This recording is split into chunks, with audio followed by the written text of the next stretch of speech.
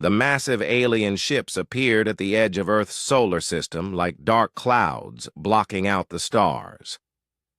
Admiral Hyun-woo Park stood in the command center of the United Earth Council, watching the sensor readings with calm eyes.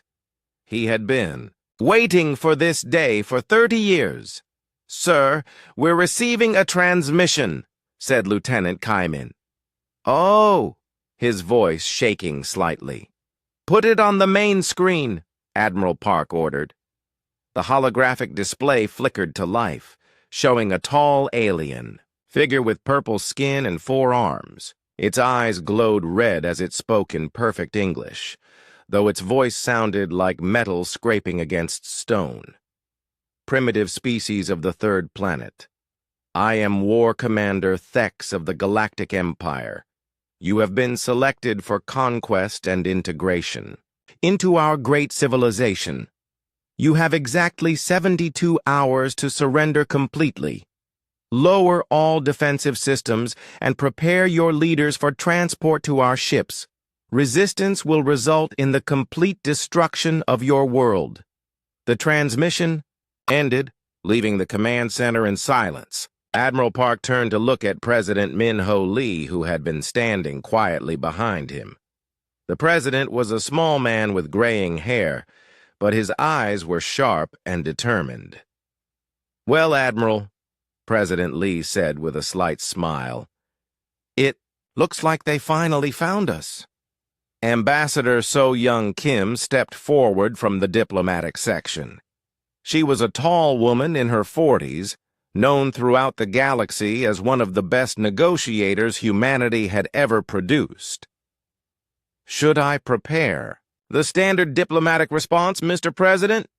"No," President Lee said, his smile growing wider. "I think it's time we showed them what humanity is really capable of. Send them our response, Ambassador Kim." Ambassador Kim nodded and activated the quantum communication system. The same alien appeared on the screen, though this time he looked surprised to be receiving a response so quickly. "War Commander Thex," Ambassador Kim said in a calm, professional voice. "I am Ambassador So-young Kim, speaking for all of humanity. We have received your demand for surrender, and we respectfully decline." The alien's 4 arms moved in what might have been confusion. "You decline.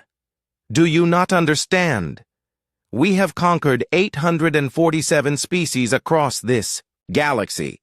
Your primitive weapons cannot stand against the might of the Empire." "We understand perfectly," Ambassador Kim replied. "However, we have a counter-offer for you. You have 72 hours to withdraw all your ships from our solar system and return to your empire. This is humanity's final warning to you and your empire. Leave now, or face total annihilation." War Commander Thex stared at her for a long moment, then threw back his head and made a sound like grinding gears. It took Admiral Park a moment to realize the alien was laughing. "You dare threaten the Galactic Empire? Your entire species will pay for this insult. We will not simply conquer you now. We will make examples of you. Your world will burn as a warning to all who would defy us." The transmission cut off. Admiral Park looked around the command center at the faces of his officers. Some looked worried, but most seemed excited. They had been preparing for this moment their entire careers. "Admiral," President Lee said quietly, "you may begin Phase 1. Admiral Park nodded and pressed a series of buttons on his command console. Throughout the solar system, hidden installations began to power up. On Earth's moon, massive doors opened in what had appeared to be simple research stations. In the asteroid belt, rocks that had drifted peacefully for decades suddenly began moving with purpose. "Sir," reported Captain Jun-ho Ryu from the sensor station, "all defense platforms are online. The Ghost Fleet is moving into position. All personnel have been evacuated from the outer colonies as planned." President Lee walked to the large window that looked out over the city of New Geneva. The streets below were calm, with people going about their normal lives. They didn't know that humanity was about to face its greatest test. "Do they really not know what we're capable of?" he asked Admiral Park. "No, sir," the Admiral replied. "Their intelligence gathering has been exactly what we wanted it to be. They see primitive humans with basic rocket technology and simple nuclear weapons. They have no idea what we've really been building for the last 100 years. Ambassador."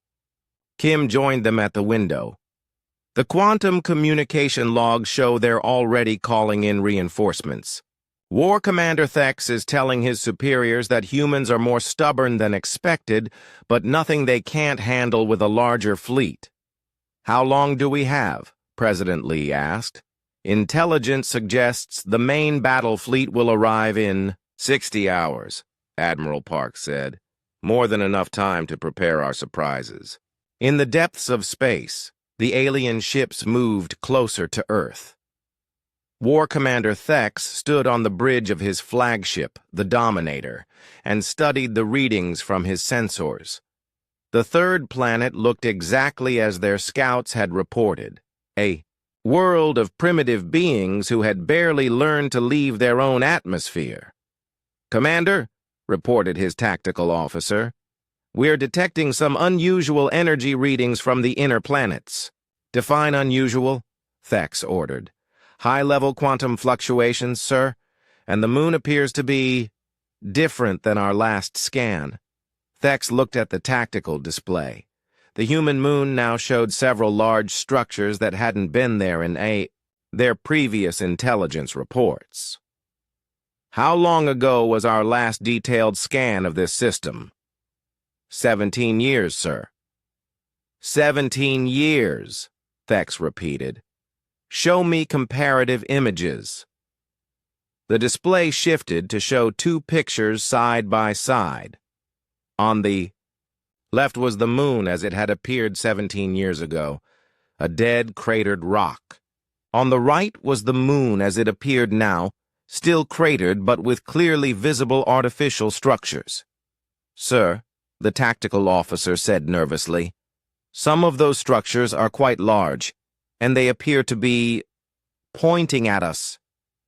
Thex studied the images more carefully. The humans had built something on their moon, something big. But it couldn't be anything serious. Humans were primitive. Their most advanced weapons were simple fusion devices. "Continue the approach," he ordered, "and prepare the planetary bombardment systems. I want these humans to see their moon destroyed, first, as a demonstration of Imperial power." Back on Earth, Admiral Park received the report from his lunar observation post. "They're targeting the moon first, sir." "Perfect," Admiral Park said. "That's exactly what we wanted them to do." President Lee looked at the countdown timer on the main screen. 67 hours until the alien deadline. But Admiral Park knew they wouldn't have to wait that long. The aliens were about to learn their first lesson about humanity. "All stations report ready, sir," Captain Ryu announced. Admiral Park looked at President Lee, who nodded once. "Very well," Admiral Park said into his communicator. "All units, this is command. Prepare for contact.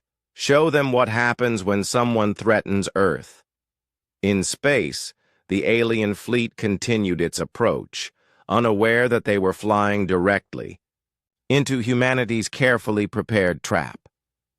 War Commander Thex was about to discover that conquering humanity would not be as easy as conquering the other 847 species. The war for Earth's freedom was about to begin. General Eugene Choi stood in the underground command bunker 3 miles beneath the Rocky Mountains. The massive facility had been built in secret over 40 years, designed to look like a simple geological research station from the surface. Now it hummed with activity as hundreds of technicians prepared humanity's greatest secrets for war. "General, The Empire scouts are approaching the outer sensor grid, reported Major Hyojin Park from her console. Good, General Choi replied. Let them see what we want them to see. On the main display, 6 alien scout ships moved cautiously toward Earth. They were small compared to the main fleet, but each one carried enough firepower to destroy a city. Their sensors swept back and forth, gathering intelligence on humanity's defenses. What they saw was exactly what humanity wanted them to see: primitive satellites, basic communication arrays, and simple defense platforms that looked like they had been built with 21st century technology. But looks could be deceiving. "Sir," called Captain Yoon Ji-yoon from the Fighter Command section, "requesting permission to launch." General Choi looked at the tactical display. The alien scouts were moving past Mars now, well within range of the hidden weapon platforms disguised as space debris. "Permission granted, Captain. Show them our hospitality." Captain Yoon was one of Earth's best pilots, trained on fighters that the aliens had never seen before. She climbed into her cockpit and powered up her ship. From the outside, it looked like a simple atmospheric craft, nothing that should be able to survive in space. The aliens would soon learn otherwise. Dr. Tae-ho Shin watched from his laboratory as the first engagement began. He was the man responsible for humanity's greatest breakthrough: the reverse engineering of alien technology found in crashed ships over the past century. But more than that, he had improved on their designs in ways the aliens never thought possible. "Doctor," his assistant called out, "the quantum disruptor array is fully charged." Dr. Shin nodded. The quantum disruptor was his masterpiece, a weapon that could break apart the basic forces that held matter together. The aliens used crude energy weapons that simply heated targets until they melted or exploded. Human weapons were far more elegant. In space, the alien scouts detected Captain Yoon's fighter as it launched from what appeared to be a small asteroid. The lead scout ship immediately changed course to intercept. "Unknown vessel," came the transmission in heavily accented English. "You are ordered to return to your planet immediately. Any attempt to interfere with Imperial operations will result in your destruction." Captain Yoon activated her communication system. "Unknown alien vessel. You are ordered to leave our solar system immediately. This is your only warning." The alien scout ship commander made the same grinding sound that War Commander Thex had made: alien laughter. "Your primitive craft is no match for Imperial technology. Surrender now and your death will be quick." "We'll see about that," Captain Yoon muttered, and pressed the firing stud. The quantum disruptor beam was invisible to the naked eye, but its effects were immediate. The alien scout ship simply ceased to exist, not destroyed, not exploded, just gone. One moment it was there, the next moment there was nothing but empty space. The other 5 scout ships stopped moving. Their commanders stared at their sensors, trying to understand what had just happened. Their companion ship hadn't been blown up or melted. It had simply disappeared completely. "Impossible," transmitted one of the scout commanders. "No weapon can completely destroy matter like that." Captain Yoon's voice came back calm and professional. "That was a demonstration. You have 10 seconds to begin retreating, or you will join your friend." The alien commanders looked at each other over their communication channels. They had weapons that could crack planets, shields that could stop nuclear explosions, and armor that could survive the heat of a star. But they had never seen anything like what had just happened. "Retreat?" one commander asked. "We are the Galactic Empire. We do not retreat from primitives." 8 seconds, Captain Yoon announced. 2 of The scout ships opened fire with their plasma cannons, sending streams of superheated gas toward the human fighter. The plasma beams should have vaporized any ship they hit. Instead, they simply passed right through Captain Yoon's fighter as if it wasn't there. "Impossible," the alien commander whispered. "Our sensors show the ship is there, but our weapons pass through it." "Quantum phase shifting," Dr. Shin explained to General Choi over the communication link. "The fighter exists in normal space, but slightly out of phase with matter and energy. Conventional weapons can't touch it." Captain Yoon counted down. 3, 2, 1. 4 more quantum disruptor beams lanced out from her fighter. 4 more scout ships simply ceased to exist. The last remaining alien ship turned and began accelerating, away from Earth as fast as its engines could carry it. General Choi smiled grimly. "Phase 1 complete. The aliens now know we can destroy their ships completely, but they still don't understand how." Back on the alien flagship, War Commander Thex received the report from the surviving scout commander. The alien was clearly shaken as he described the encounter. "Sir, they have weapons we've never seen before. Our ships didn't explode or break apart. They just vanished, and their fighter could phase in and out of reality. Our weapons couldn't even touch it." Thex studied the sensor recordings from the encounter. The human fighter was small and appeared primitive, but it had destroyed 5 Imperial scout ships without taking a single hit. The weapon it used left no debris, no energy signature, no trace that the ships had ever existed. "This is impossible," Thex said to his tactical officer. "No species has ever developed technology like this." "Sir," the tactical officer replied, nervously, "perhaps the humans are not as primitive as we believed." Thex considered this. In 847 conquests, the Empire had never encountered a species with technology they couldn't understand. Every species used variations of the same basic principles: energy weapons, particle shields, and fusion or antimatter power sources. But these humans seemed to have developed something completely different. "Contact High Command," Thex ordered. "Tell them we may need additional support, and run a full analysis on these weapon signatures. I want to know how they did this." On Earth, President Min-Ho Lee watched the tactical display as the last alien scout retreated. Admiral Hyun-Woo Park stood beside him, looking satisfied with the results. "Well, Admiral," President Lee said, "I think we got their attention." "Yes, sir," Admiral Park replied, "but this was just the opening move. They'll be back with more ships and better preparation."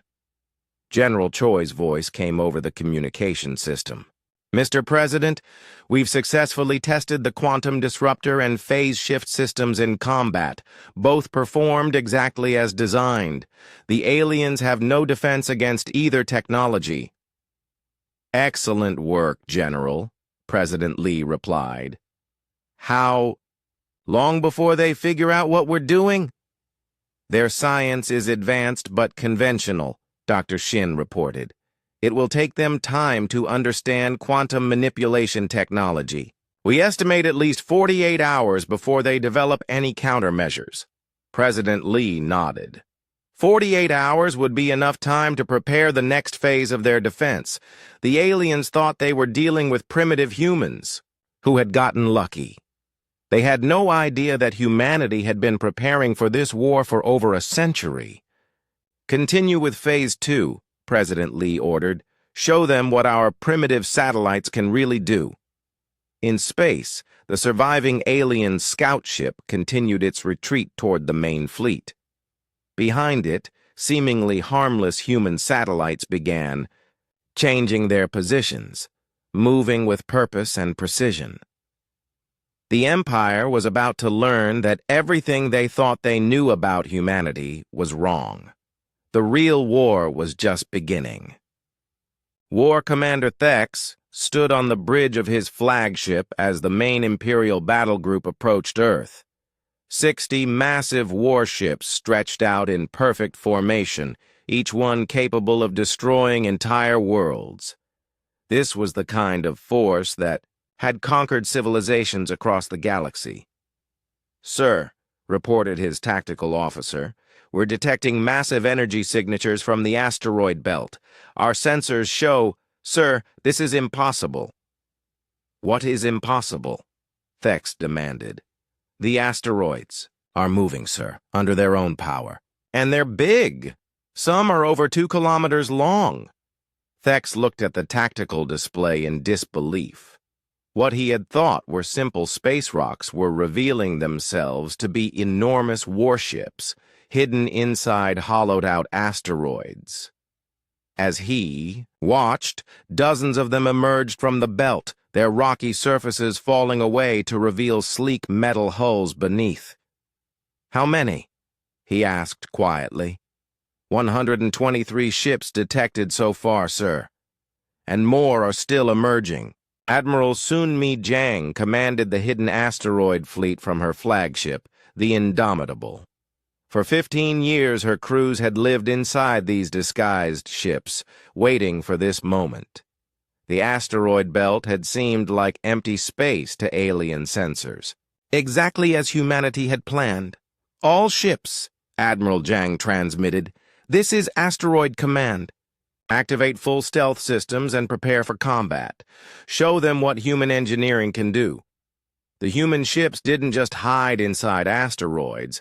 They had been built using completely different principles than anything the Empire had seen. Instead of traditional metal hulls, they used programmable matter that could change shape and density at will. Instead of simple energy shields, they used quantum barriers that existed in multiple dimensions. Colonel Jae-Sung Moon watched the Empire fleet from his position aboard a captured alien vessel. His Special Forces team had taken the ship 3 days ago in a boarding action that lasted only 17 minutes. Now it was indistinguishable from any other Imperial vessel on their sensors. "Colonel," whispered Sergeant Bo Young-han, "we're in position. The enemy flagship is 2 kilometers to starboard." Colonel Moon nodded. His team specialized in what humans called aggressive boarding tactics. They didn't just capture enemy ships. They turned them into weapons against their own fleets. The Empire was about to learn why humans had been the most dangerous species on their own planet for thousands of years. "Begin infiltration," Colonel Moon ordered. The stolen Imperial ship moved closer to War Commander Thex's flagship. To the aliens, it appeared to be just another ship in their formation. They had no way of knowing that 24 human Special Forces operators were about to introduce them to a very human concept: psychological warfare. Major Hyewan Kang sat in her cyber warfare center, surrounded by screens showing the Empire's communication networks. She had spent years learning alien computer systems, not just how to use them, but how to break them, control them, and turn them against their creators. "Major," called Technical Specialist Min Seo Park, "we've successfully infiltrated their command network. We have access to their tactical systems." Major Kang smiled. The Empire used quantum-encrypted communications that they believed were impossible to break. They were wrong.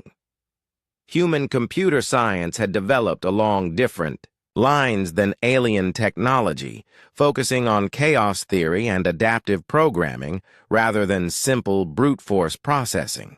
"Excellent," Major Kang said. "Begin psychological operations. I want their own computers to start telling them ghost stories." The first sign of trouble came when War Commander Thex's tactical display began showing impossible readings. According to his sensors. There were now over 300 human ships surrounding his fleet, appearing and disappearing at random locations.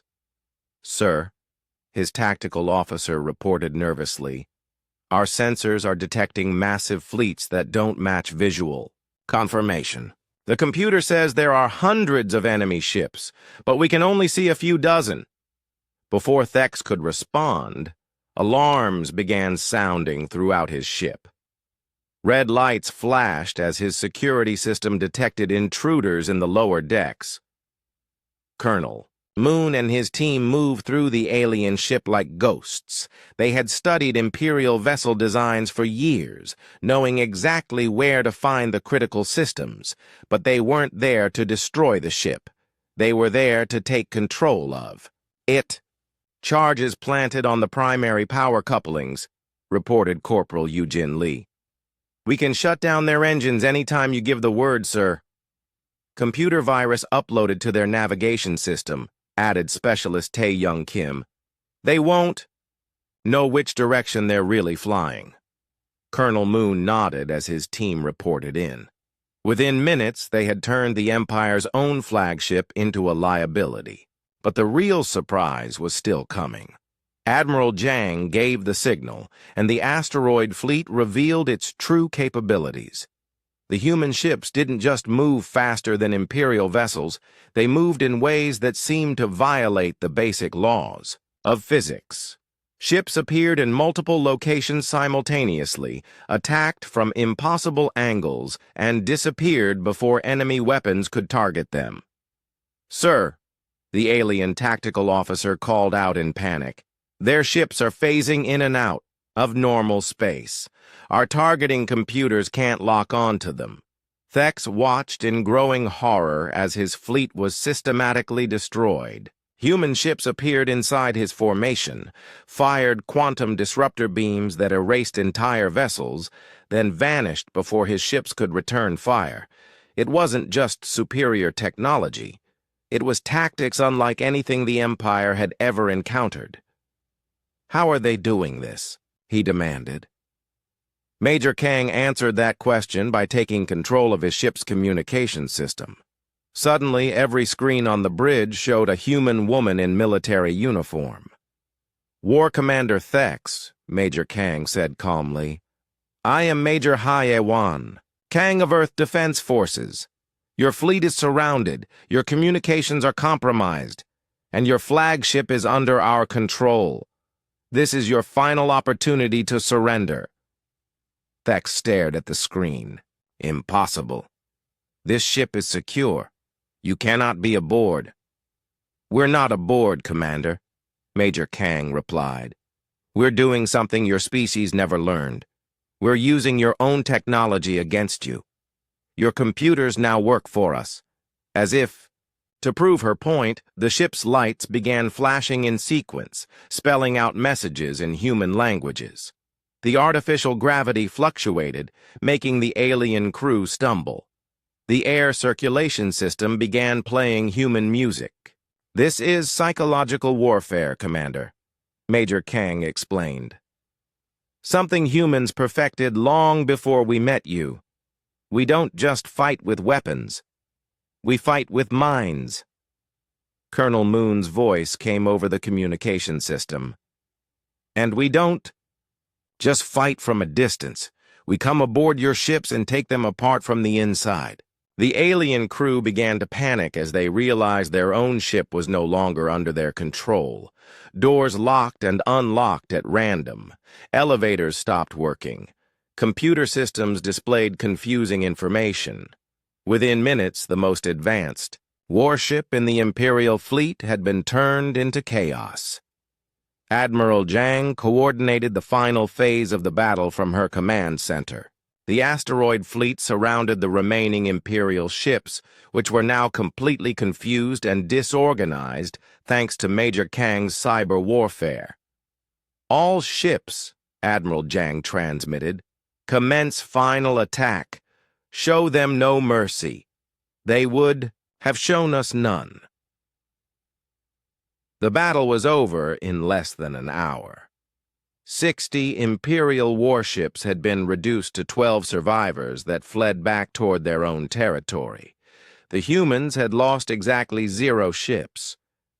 War Commander Thex found himself prisoner aboard his own flagship, which was now under human control. Colonel Moon stood before him, no longer disguised as an alien crew member. "How?" Thex asked weakly. "How did you defeat the Imperial fleet so easily?" "Because you never understood what you were fighting," Colonel Moon replied. "You thought you were conquering another species like all the others. But humans aren't like other species. We've been fighting wars for our entire history. We've perfected the art of warfare in ways your empire never imagined. Your weapons," Thex began, "are just tools," Colonel Moon interrupted.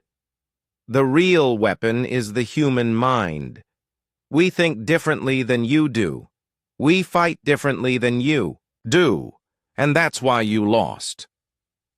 Back on Earth, President Min-Ho Lee watched the battle reports with satisfaction.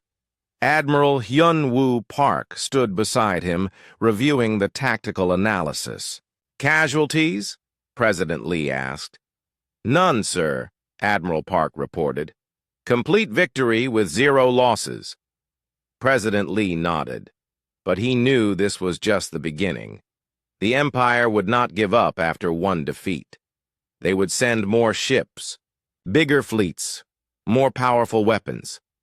"Admiral," President Lee said, "prepare for Phase 4. It's time to show them what happens when humans stop playing defense and start playing offense."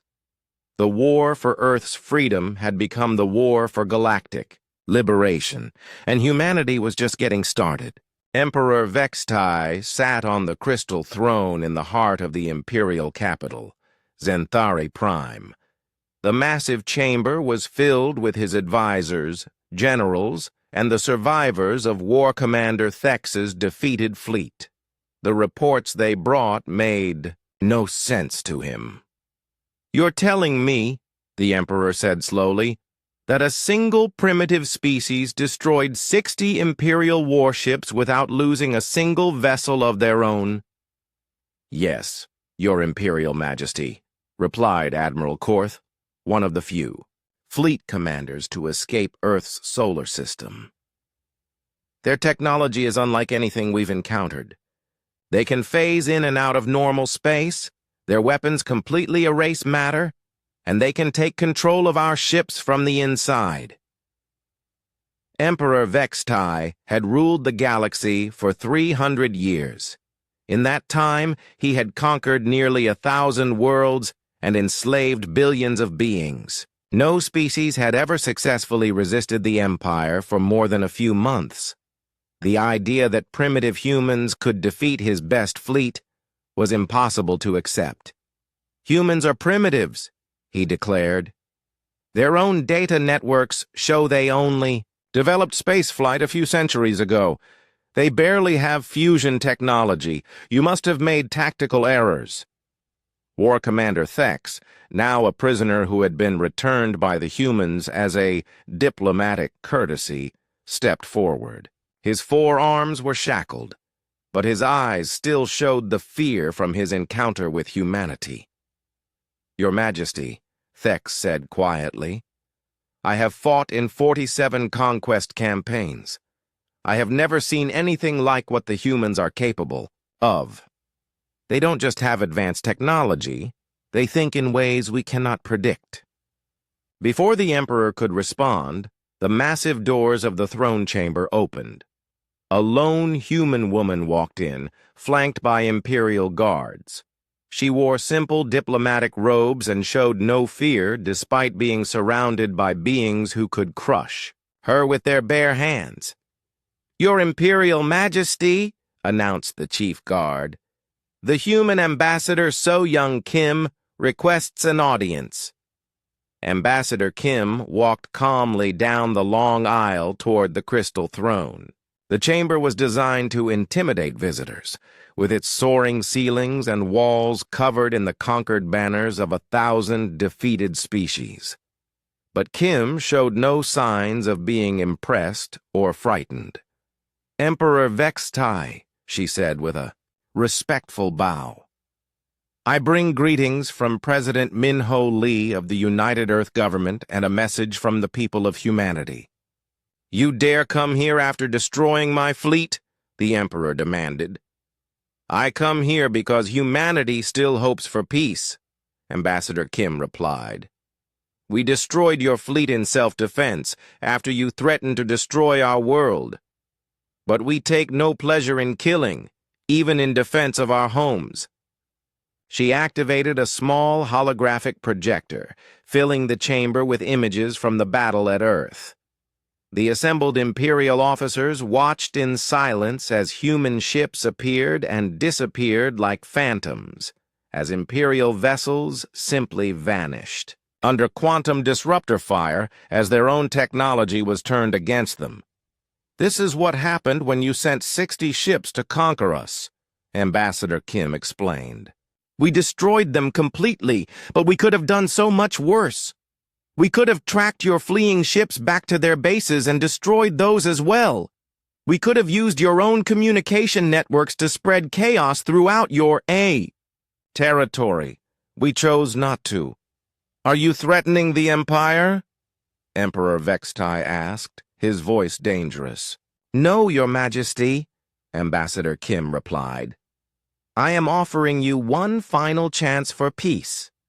Withdraw all Imperial forces from human space. Recognize Earth's independence. Leave us alone, and we will leave you alone." The Emperor stared at her for a long moment. Around the chamber, his advisors whispered among themselves. The idea of negotiating with a species they had planned to conquer was unprecedented. "And if we refuse?" the Emperor asked. Ambassador Kim's expression became very serious. "Then humanity will be forced to defend itself by any means necessary. And Your Majesty, you have no idea what we are truly capable of when we stop holding back." She activated another section of her hologram, showing technical specifications that made the Imperial scientists gasp. Weapons that could destroy entire star systems, ships that could travel instantly across the galaxy, defensive systems that could make entire planets invisible. "This is impossible," whispered the chief Imperial scientist. "No species has ever developed technology at this level." "We have been preparing for contact with aggressive alien species for over 2 centuries, Ambassador Kim explained. "We studied every crashed ship that ever landed on our world. We learned from every piece of alien technology we could find.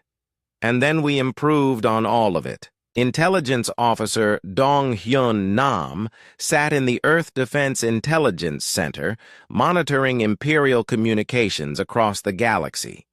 His team of analysts had been tracking Imperial fleet movements for months, and what they were seeing was deeply troubling. "Sir," reported analyst Jin Woo Choi, "Imperial High Command is mobilizing the Annihilation fleet." Officer Nam looked up sharply. The Annihilation fleet was the Empire's ultimate weapon, 1,000 warships equipped with planet killer weapons. They had used it only 12 times in Imperial history when they wanted to make examples of species that resisted too strongly. "How many ships?" Nam asked. "Initial reports suggest 800 vessels, sir, including 50 planet killers. They're stripping defenses from across the galaxy to build this fleet." Nam activated his secure communication link to President Lee. "Mr. President, we have a problem. The Empire is mobilizing for total war. Back on Zenthari Prime." Emperor Vextai had made his decision. He stood from the crystal throne and looked down at Ambassador Kim. "Human," he said in a voice that echoed throughout the chamber. You speak of peace, but you have humiliated the Empire. No species has ever defeated an Imperial fleet and lived to boast about it.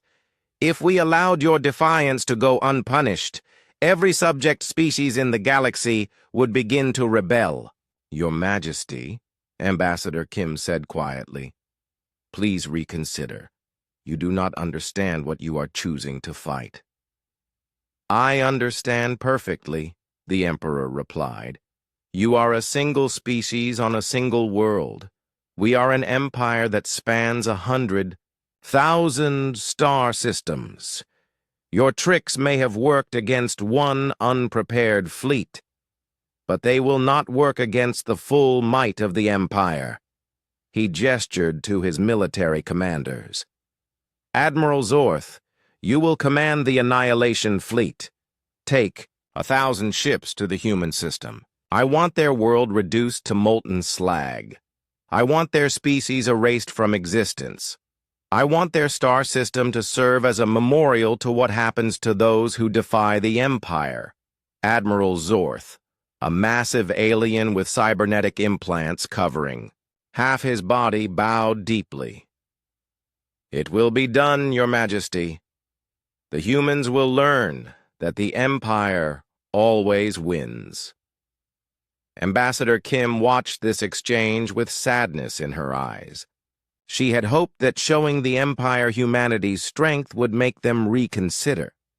Instead, it had only made them more determined to destroy Earth. Your Majesty, she said one final time, I beg you to reconsider. Humanity does not want this war. We want only to live in peace on our own world. But if you force this conflict, you will not like the result. The only result will be the complete extinction of your species, the Emperor declared.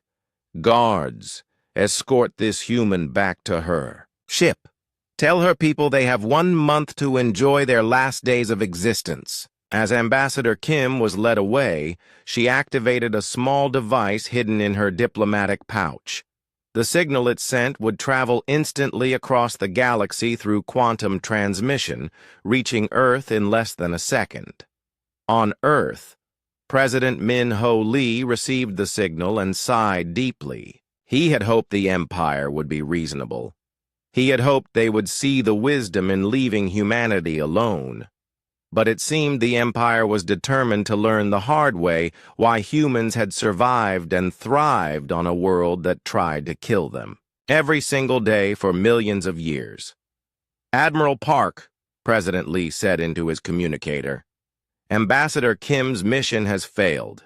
The Empire is sending their Annihilation fleet to destroy us. Understood, sir, came Admiral Park's reply. Should I activate Protocol Zero? President Lee was quiet for a long moment. Protocol Zero was humanity's ultimate contingency plan, the complete removal of all restrictions on human military technology and tactics. Once activated, humanity would no longer hold back any of their capabilities. It was a decision that would change the galaxy forever. Yes, Admiral. President. Lee said finally. Activate Protocol Zero. Show the Empire what happens when humans stop trying to be merciful. In space, the Empire's Annihilation fleet began its journey toward Earth, 1,000 ships carrying enough firepower to crack planets. But they were heading toward a trap that had been 200 years in the making. Humanity's real war was about to begin.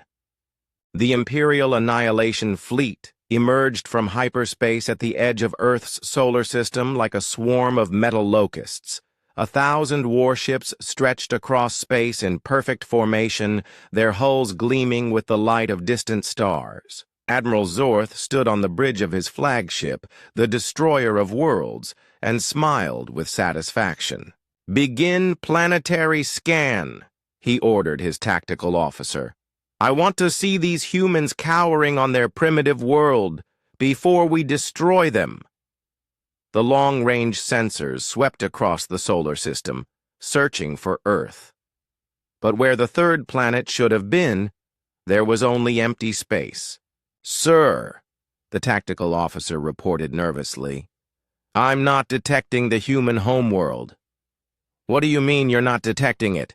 Admiral Zorth demanded. "The planet appears to be gone, sir.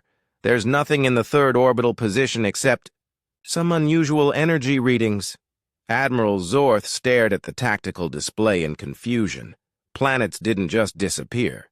Even with the most advanced technology, destroying a world left debris, asteroids, some trace of what had been there. But Earth's orbit was completely empty. 3 miles beneath the Rocky Mountains, Dr. Taeho Shin watched the Imperial fleet's confusion with grim satisfaction. The planetary cloak had taken humanity 50 years to perfect, but it was working exactly as designed. "Sir," reported his assistant, "the gravitational generators are at full power. Earth is completely phase-shifted out of normal space-time. To their sensors, we simply don't exist." Dr. Shin nodded. The planetary defense system was humanity's greatest achievement, a quantum field generator that could shift an entire world slightly out of phase with normal reality. Earth was still there, but it existed in a parallel dimensional space where Imperial weapons couldn't touch it. "How long can we maintain the field?" Dr. Shin asked. "Indefinitely, sir. The generators are powered by controlled black holes. We have enough energy to keep this up for centuries if necessary." But Dr. Shin knew they wouldn't need centuries. Admiral Hyunwoo Park's plan called for the cloak to be dropped at precisely the right moment, when the Imperial fleet was exactly where humanity wanted it. Admiral Zorth was growing frustrated as his sensors continued to show empty space where Earth should have been. "Expand the search pattern. The humans must have moved their planet somehow." "Sir," came a nervous voice from the communications station, "we're receiving a transmission." "From where?" Zorth demanded. "That's the problem, sir. It's coming from the empty space where the planet should be." The main screen flickered to life, showing a human man in military uniform. Admiral Zorth recognized him from intelligence reports. Admiral Hyunwoo Park, commander of Earth's defense forces. "Admiral Zorth," Park said calmly, "welcome to our solar system. I trust you've noticed that Earth seems to be missing."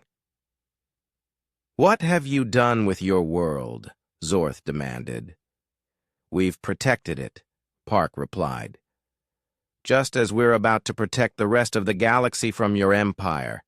You've made a terrible mistake coming here with 1,000 ships. That's far too many for us to capture intact." Before Zorth could respond, space around his fleet began to ripple and distort.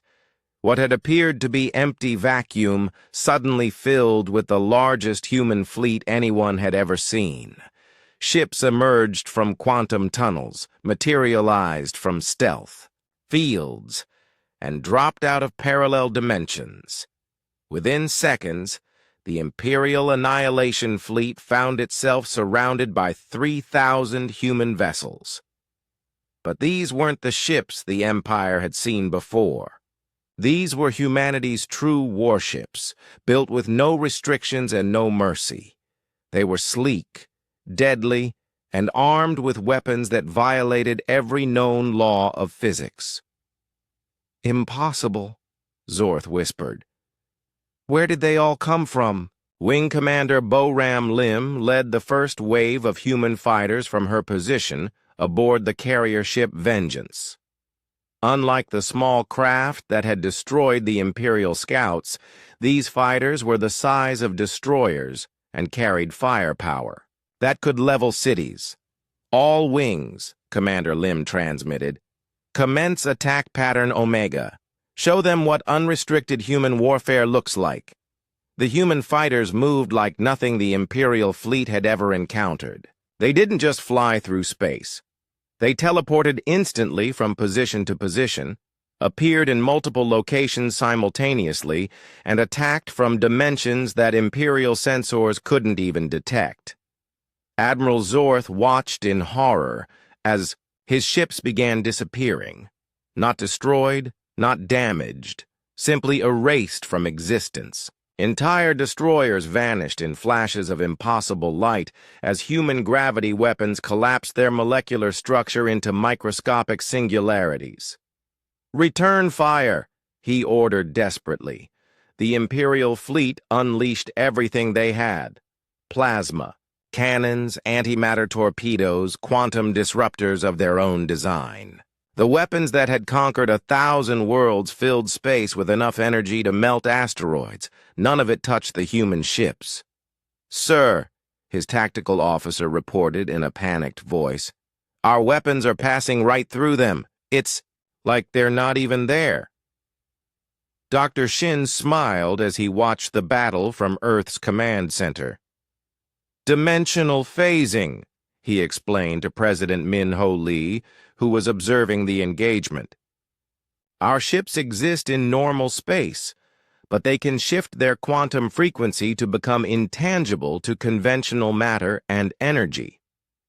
"And our weapons?" President Lee asked. "Our weapons exist in all dimensions simultaneously," Dr. Shin replied. "They can strike targets in normal space while our ships remain untouchable." The Imperial Annihilation fleet was being systematically destroyed by an enemy they couldn't even fight back against. Admiral Zorth realized with growing terror that humanity had technology so far beyond Imperial science that this wasn't a battle, it was an extermination.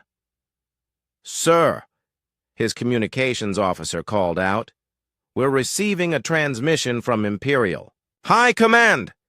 Emperor Vextai's image appeared on the screen, his 4 eyes wide with disbelief as he watched the tactical reports from his throne room on Zenthari Prime. "Admiral Zorth," the Emperor said urgently, "activate the Nova Cannon. Destroy that entire star system." Admiral Zorth nodded grimly. The Nova Cannon was the Empire's ultimate weapon, a device that could cause a star to go supernova, destroying everything within several light years. It had never been used before because of its devastating power, but desperate times called for desperate measures. "Charging Nova Cannon," he ordered. "Target the local star."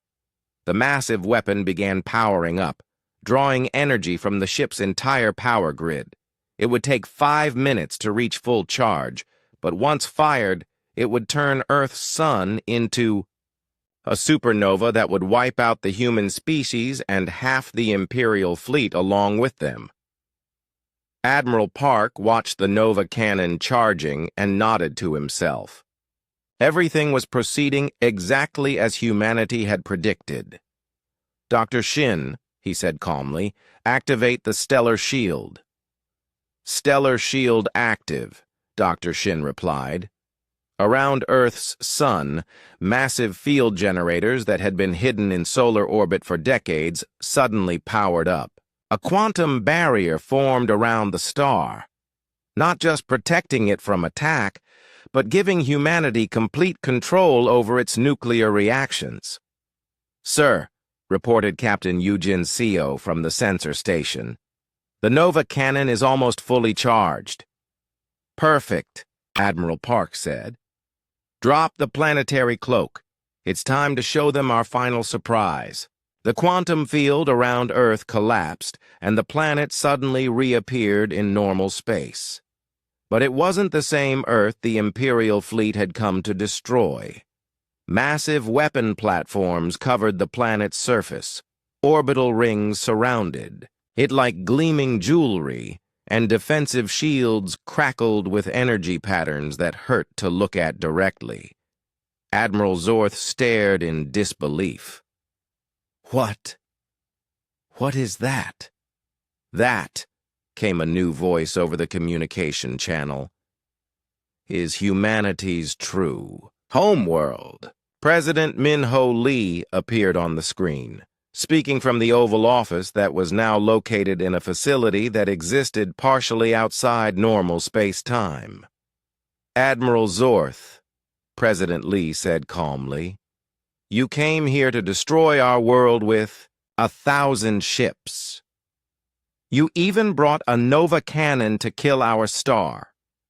We appreciate the demonstration of Imperial firepower. Now let us show you what happens when humans decide to stop playing games." Earth's weapons fired. The planetary defense grid unleashed energy beams that didn't just destroy matter.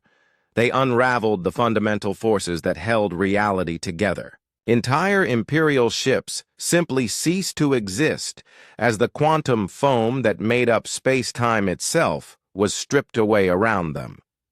The Nova cannon fired its superweapon at Earth's sun, only to watch the beam disappear harmlessly into humanity's stellar shield. The sun didn't even flicker.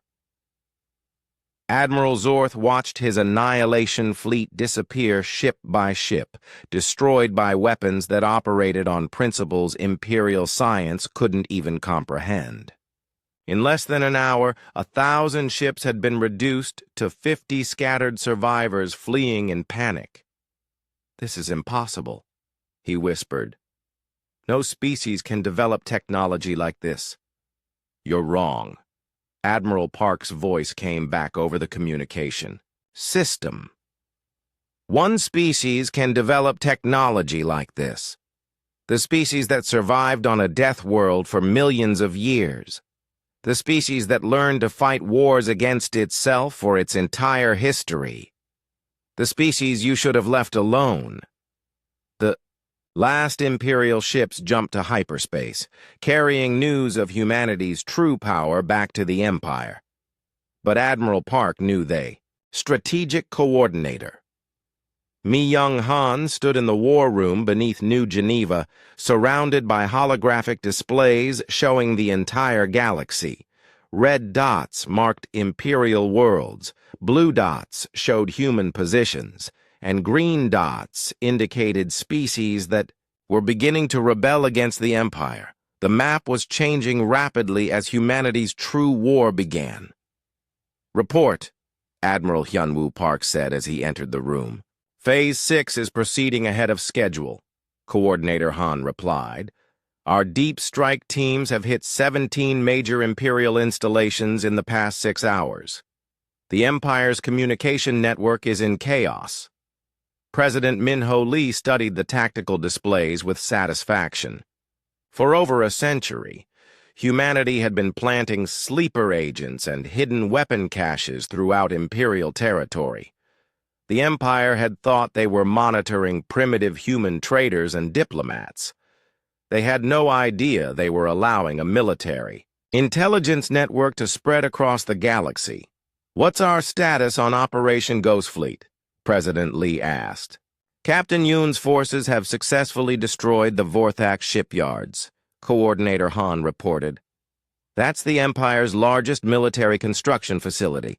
They won't be building new warships there for at least a decade." Captain Yoon-ji. Yoon commanded the most elite unit in human military history. Her ships didn't just fight, they hunted. Using quantum tunnel technology, they could appear anywhere in the galaxy without warning, strike their targets, and vanish before enemy reinforcements could arrive. At the Vorthak shipyards, Captain Yoon watched the massive orbital construction, platforms burning in the void. Each platform had been the size of a small moon, capable of building 100 Imperial warships simultaneously. Now they were nothing but expanding clouds of debris.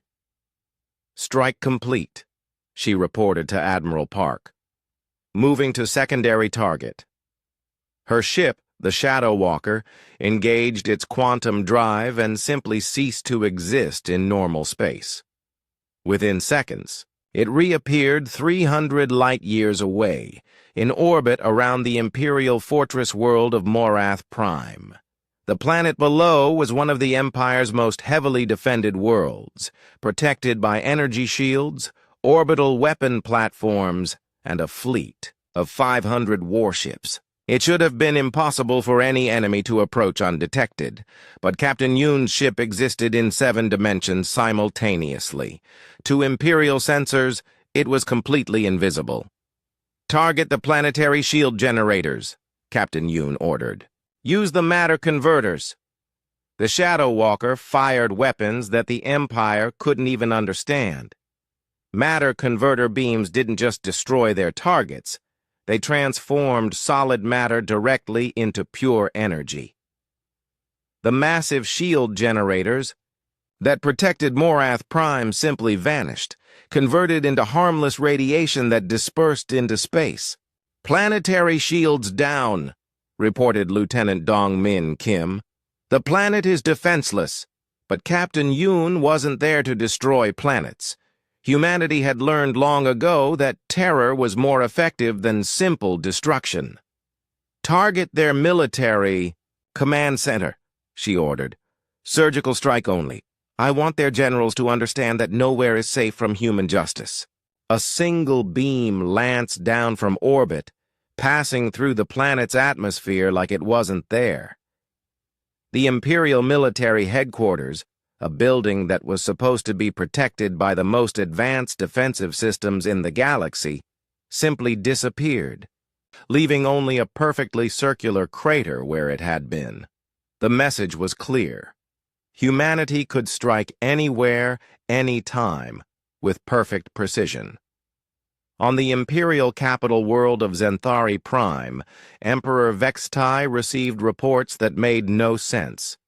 To him, human attacks were occurring simultaneously across dozens of worlds, hundreds of light years apart. It should have been impossible. "How many human ships are there?" he demanded of his intelligence chief. We don't know, Your Majesty," Admiral Korth replied nervously. "Our deep space sensors detect human vessels appearing in multiple star systems at the same time. Either they have thousands of ships, or their ships can be in multiple places simultaneously." "That's impossible," the Emperor declared. "Your Majesty," interrupted General Rex, the Empire's top military strategist, "we need to consider the possibility that human technology operates on principles we don't understand. Their ships seem to exist outside normal space-time." Before the Emperor could respond, alarms began sounding throughout the Imperial Palace. The massive view screens that lined the throne room flickered to life, showing scenes of chaos from across the Empire. On Zerion Prime, the Empire's primary weapons manufacturing world, massive factories were exploding in sequence. On Dracoth Station, the Empire's largest military academy, training facilities were being systematically destroyed. On Korth Minor, the Empire's Central Intelligence Headquarters, the entire planet was going dark. "This is impossible," Emperor Vextai whispered. "We have the largest military in galactic history. We have conquered 1,000 species. How can a single world be doing this to us?" His question was answered by the appearance of a new figure on the main screen. Admiral Park stood in what appeared to be a simple military office, but behind him, through the windows, the swirling energies of hyperspace were visible. "Emperor Vextai," Admiral Park said calmly, "I am Admiral Hyun-Woo Park of the United Earth Defense Forces. We are currently broadcasting this message from our flagship, which is stationed in the Galactic Core region, approximately 25,000 light-years from your capital." The Emperor stared at the screen.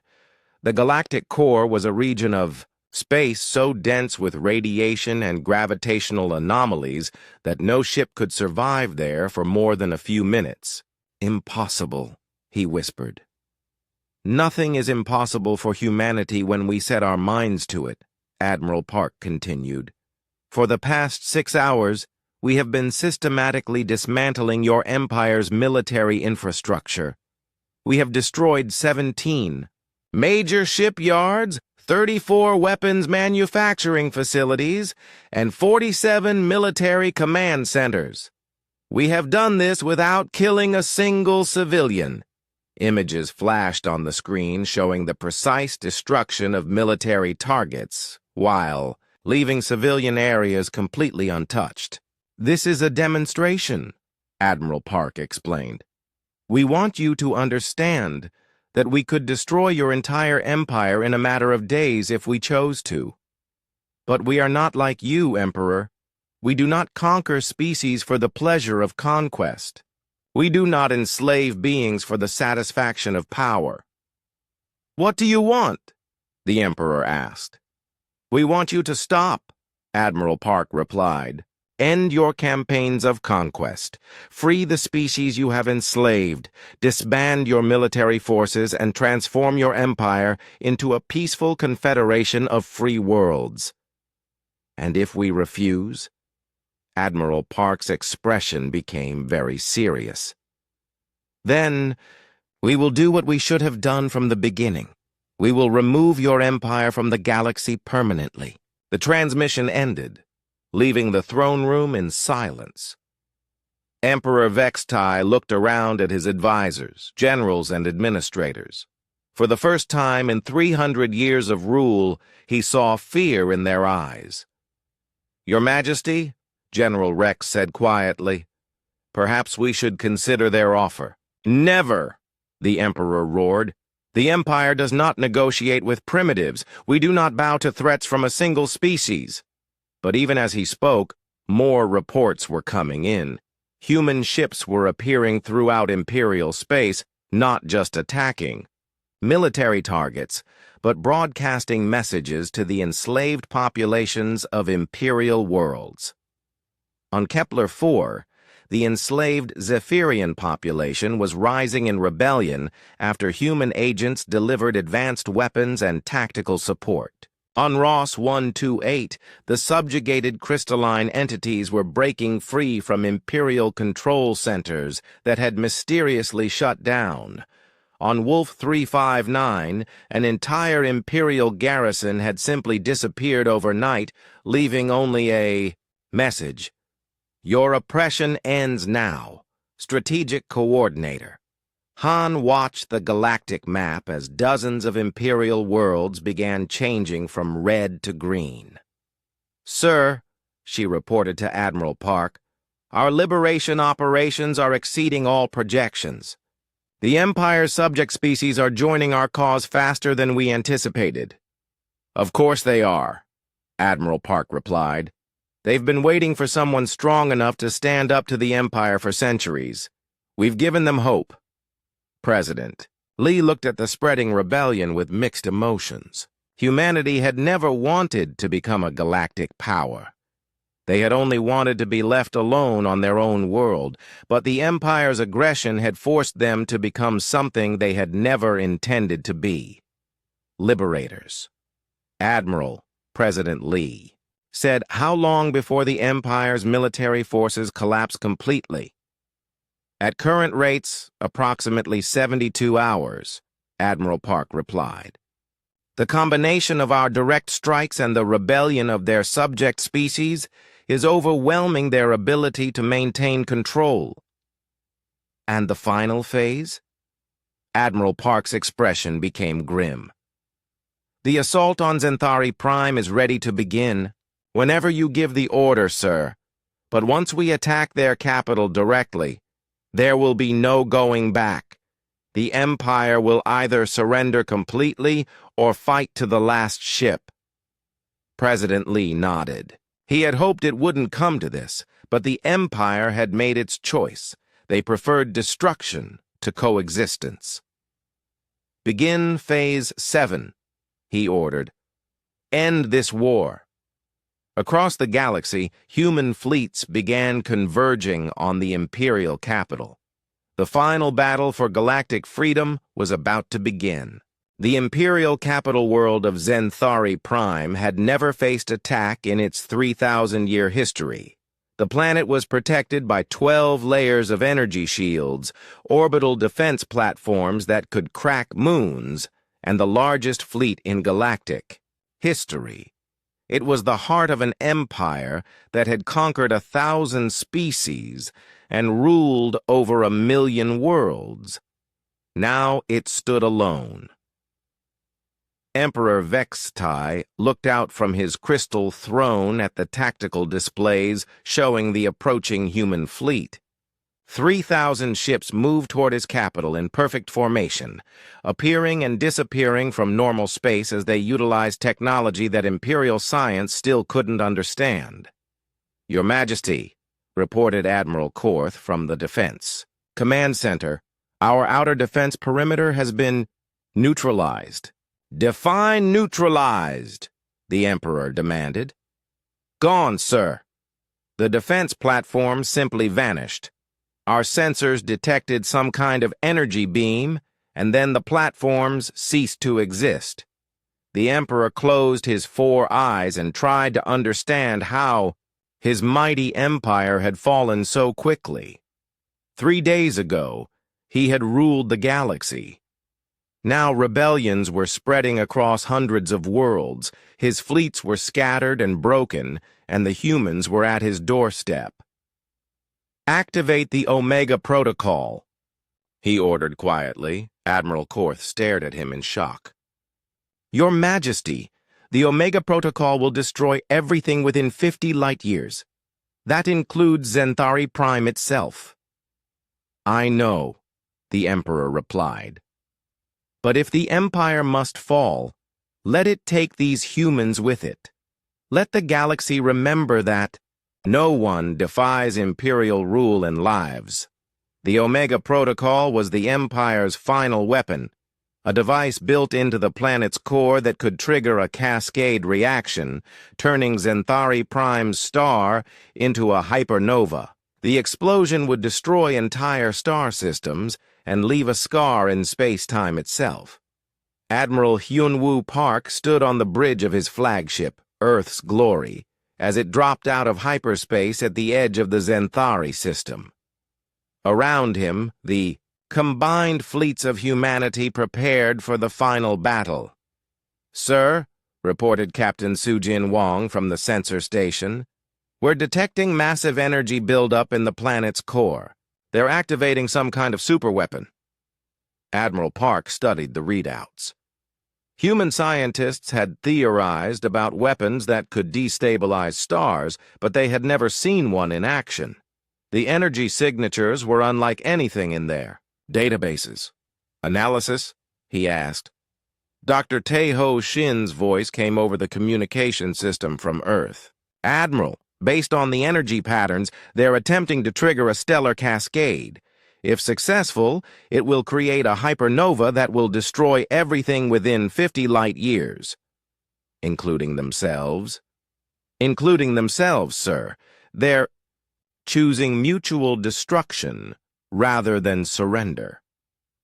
Admiral Park considered this information. The Empire was willing to commit suicide rather than accept defeat. It was a level of fanaticism that humanity had encountered before in their own history, usually in the final days of totalitarian regimes. "How long do we have?" he asked. "Approximately 30 minutes until the cascade becomes irreversible," Dr. Shin replied. Admiral Park opened a communication channel to President Min-Ho Lee on Earth. "Mr. President, the Empire is activating a doomsday weapon. They intend to destroy their own capital rather than surrender." President Lee's voice came back immediately. "Can we stop it?" "Unknown, sir. This is technology we've never encountered before." "Then we'll have to improvise," President Lee said. "Do whatever it takes, Admiral. We cannot allow the Empire to take millions of innocent beings with them in their final act of spite." Admiral Park turned to his tactical officer. "Lieutenant, Commander Bo-Kyung Park, signal all fleets. Begin final assault. Target the planetary core directly." "Sir," the tactical officer replied, "the planet is still protected by quantum shields. Our weapons may not be able to penetrate to the core in time." "Then we'll use everything we have," Admiral Park said grimly. "All ships, prepare to fire dimensional rift torpedoes." The dimensional rift torpedo was humanity's most devastating weapon, a device that could tear holes in space-time itself, allowing matter and energy to bypass any known defense. They had never been used in combat before because of their unpredictable effects on local space-time. "Admiral," came a concerned voice from the engineering section, "using dimensional rift torpedoes in a gravity well this strong could have serious consequences. We might destabilize this entire region of space." "Noted," Admiral Park replied. "Fire anyway." 3,000 human ships opened fire simultaneously. Dimensional rift torpedoes streaked toward Zenthari Prime, tearing holes in reality itself as they flew. The planet's quantum shields tried to stop them, but the torpedoes simply bypassed the shields by traveling through parallel dimensions. The weapons struck the planet's surface and burrowed directly toward the core, where the Empire's doomsday device was building toward critical mass. Emperor Vexatai felt the planet shake around him as the human weapons penetrated deeper and deeper toward the planetary core. On his tactical displays, he watched the Omega Protocol's countdown timer. 15 minutes until the star would go hypernova. "Your Majesty," Admiral Korth reported, "the human weapons are interfering with the Omega Protocol. The cascade reaction is becoming unstable. Can we still trigger it?" "Yes, sir, but the timing is no longer predictable. It could happen in minutes or hours." The Emperor considered this. An unpredictable hypernova was almost as dangerous to the humans as a planned one. As long as Zenthari Prime's star eventually exploded, the Empire would have its revenge. But he had underestimated humanity one final time. President Lee's voice suddenly filled the throne room as human communication systems overrode Imperial networks. "Emperor Vex-Tai," President Lee said, appearing on every screen in the palace, "this is your final chance. Deactivate your doomsday weapon and surrender. We know about the Omega Protocol, and we know how to stop it." "Impossible," the Emperor replied. "No species in galactic history has ever developed stellar engineering technology." "No species except humanity," President Lee corrected. "We have been manipulating our own sun's fusion reactions for decades. Did you really think we couldn't do the same to yours?" Around Zenthari Prime's star, massive human installations that had been invisible to Imperial sensors suddenly revealed themselves. Stellar manipulation devices larger than battleships began surrounding the star, generating quantum fields that brought its fusion reactions under human control. The cascade reaction requires precise stellar conditions to propagate, Dr. Shin explained over the communication system. "We are now controlling those conditions. Your star will not go hypernova, Emperor. It will not even flicker." On Zenthari Prime, the Omega Protocol's countdown timer stopped. The device was still active, still trying to trigger the stellar cascade, but the star itself was no longer responding to its signals. "This is impossible," Emperor Vextai whispered. "This is humanity," Admiral Park's voice replied. "We don't just fight wars, Emperor. We rewrite the laws of physics when necessary." The human fleet moved into orbit around Zenthari Prime, their ships taking defensive positions around the planet. But they didn't attack the surface. They didn't begin orbital bombardment. They simply waited. "Emperor," came Ambassador So Young Kim's voice over the communication system. "We are prepared to accept your surrender. Your people will not be harmed. Your species will not be enslaved. We offer you the same mercy you refused to show others." The Emperor looked around his throne room at his advisors and generals. For 300 years, he had ruled through fear and force. Now he faced an enemy that was offering him something he had never offered anyone else, a chance to survive defeat. "And if I refuse?" he asked. "Then we will remove you from power and install a government that will accept our terms," President Li replied. "The choice is yours, Emperor. Abdicate gracefully and retire to a comfortable exile, or be removed by force and face trial for crimes against sentient beings."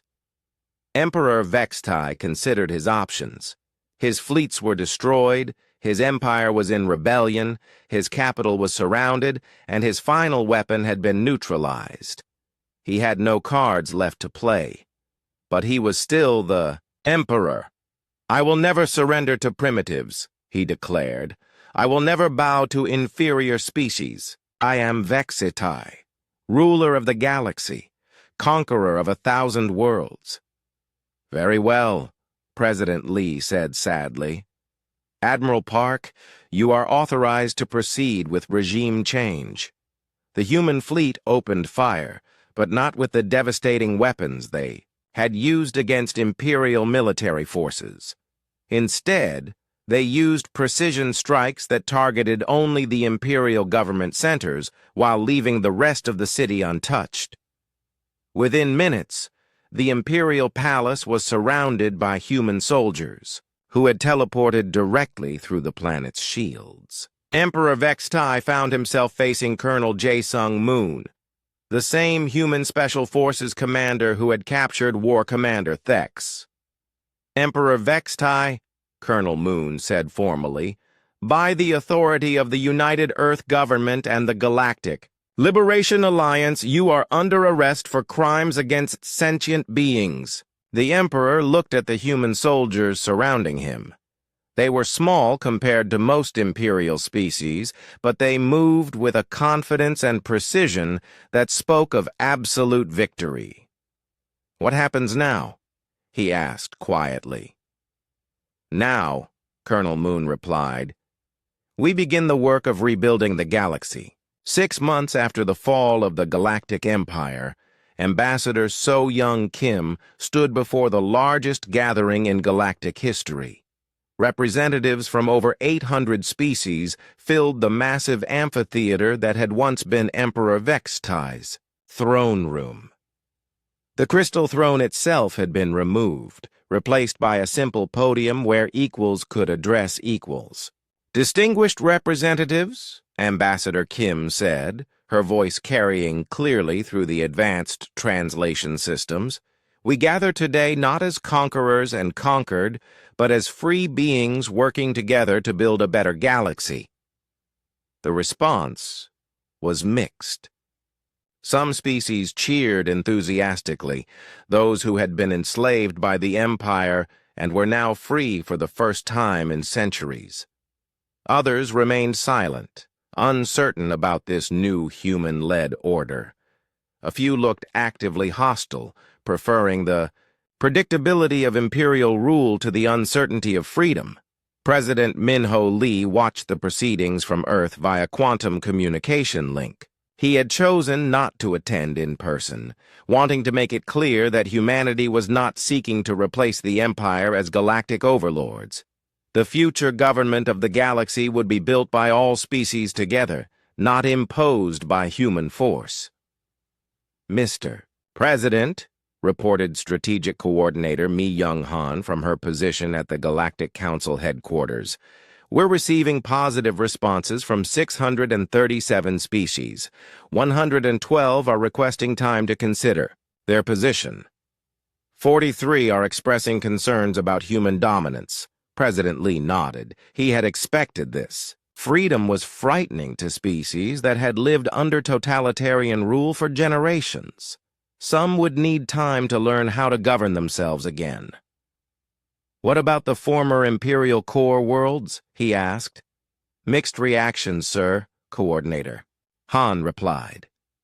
"The younger generation seems eager for change, but many of the older officials are having difficulty adapting to the concept of democratic government." On Zenthari Prime, former War Commander Thex found himself in an unusual position. The humans had released him from prison after the Empire's defeat and asked him to help with the transition of power. He now served as an advisor to the new planetary government, trying to help his people understand concepts like voting, free speech, and individual rights. "It's not natural," complained former Imperial Administrator Korth during a government transition meeting. "Species are meant to have strong leaders who make decisions. This democracy thing is chaos." Thex looked at his former colleague with something resembling pity. "I thought the same thing until I learned what humans are really capable of. They didn't defeat us through superior strength or better weapons, Korth.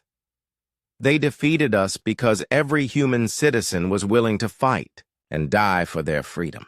That's what democracy creates, beings who have something worth fighting for." Dr. Taeho Shin had traded his military laboratory for a very different kind of work. He now traveled from world to world, helping former Imperial subjects understand and adapt human technology for peaceful purposes. On Kepler-4, he was teaching the Zephyrians how to use quantum generators to terraform their damaged homeworld.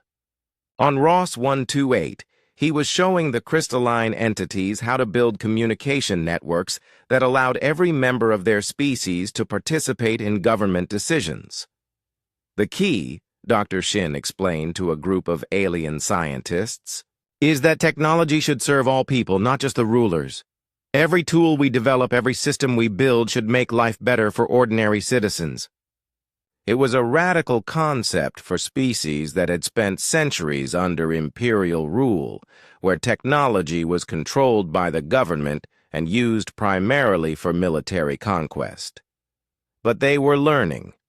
Captain Yoon-ji Yoon faced a different challenge. Her elite fighter squadrons had become the core of the new Galactic Defense Force, but their mission was completely different now. Instead of hunting and destroying enemy ships, they protected refugee convoys, escorted diplomatic missions, and helped maintain peace during the difficult transition period. "It's harder than fighting a war," she admitted to Admiral Hyun-woo, Park during one of their regular meetings. "When we were fighting the Empire, we knew who the enemy was. Now we're trying to keep peace between species that have centuries of grievances against each other." Admiral Park understood her frustration. The galaxy that was emerging from the Empire's collapse was messy, complicated, and sometimes violent. Former slave species wanted revenge against their oppressors. Former Imperial core worlds struggled with economic collapse as their conquest-based economy fell apart. Border disputes, resource conflicts, and old ethnic hatreds that the Empire had suppressed with force were now bubbling to the surface. "Freedom is messy," Admiral Park told her. "That's why so many species prefer totalitarian rule. It's simple, predictable, and someone else makes all the hard decisions. But the alternative is worth fighting for. The proof of that came from unexpected sources." On Zerion Prime, former Imperial weapons factories had been converted to produce medical equipment for refugee camps. On Dracoth Station, the military academy had become a university where species could learn about each other's cultures and histories. On Marath Prime, the fortress world had become a center for interspecies cooperation and conflict resolution. Ambassador Kim found herself with the most challenging job of all. As the first Galactic Chancellor, elected by representatives from all member species, she was tasked with building a government that could serve beings as different as energy-based life, forms, and silicon crystal entities. "The basic principle is simple," she explained during one of the early council sessions. "Every species gets one vote, regardless of size, technology level, or economic power. Every citizen has basic rights that cannot be violated by any government.